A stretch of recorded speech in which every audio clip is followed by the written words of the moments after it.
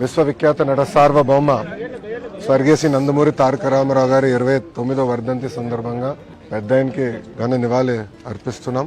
ఎన్టీఆర్ అనేది కేవలం 3 అక్షరాలు కాదు, ఒక ప్రభంజనం. అటు సినిమా రంగంలో కానివ్వండి, రాజకీయాల్లో కానివ్వండి, ఆయన నంబర్ 1గా నిలిచిన వ్యక్తి. సినిమాలో మనం ఒకసారి చూస్తే, ఆయన చరిత్రగాను ఒకసారి చూస్తే అన్ని రకాల సినిమాలు ఆయన చేశారు.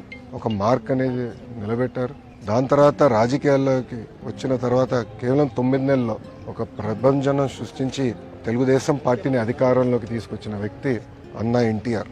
ముఖ్యమంత్రి అయిన తర్వాత కూడా రిలాక్స్ అవ్వకుండా ₹2 కిలో బియ్యం కానివ్వండి, పటేల్ పట్వారీ వ్యవస్థ రద్దు చేస్తాం కానివ్వండి, మహిళలకి ఆస్తుల్లో సమాన హక్కు కల్పిస్తాం కానివ్వండి, ఇట్లా అనేక సంస్కరణలు తీసుకొచ్చారు అన్నా ఎన్టీఆర్. అన్నా ఎన్టీఆర్ వల్లనే ఈరోజు తెలుగోలు తలెత్తుకుని తిరిగే పరిస్థితి వచ్చింది. ఆనాడు భారతదేశంలో తెలుగోలు అంటే మద్రాసీలు అనేవారు. కానీ తెలుగు జాతి గర్వించే విధంగా ఆయన మన గలం ఢిల్లీలో వినిపించారు. ఆనాడు ఆయన బర్తరఫ్ చేస్తే కేంద్ర ప్రభుత్వంతో పోరాడి మళ్లీ పార్టీ అధికారంలో నిలబెట్టుకున్న వ్యక్తి అన్నా ఎన్టీఆర్.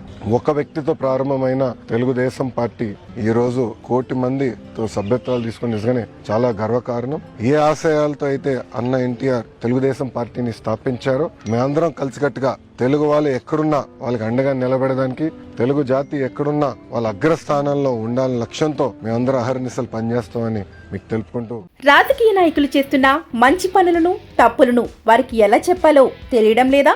అయితే వెంటనే డిస్క్రిప్షన్ లో ఇచ్చిన పొలిటికల్ వారధి వెబ్సైట్ లో లాగిన్ అయ్యి స్టార్ రేటింగ్ ఇవ్వడంతో పాటు రివ్యూ రూపంలో మీ అభిప్రాయాలను తెలియజేయండి. మీ లీడర్ కి మీరు ఇచ్చే ప్రతి రివ్యూ ఒక ఓటుతో సమానం మరియు వారి గెలుపుకు పునాది.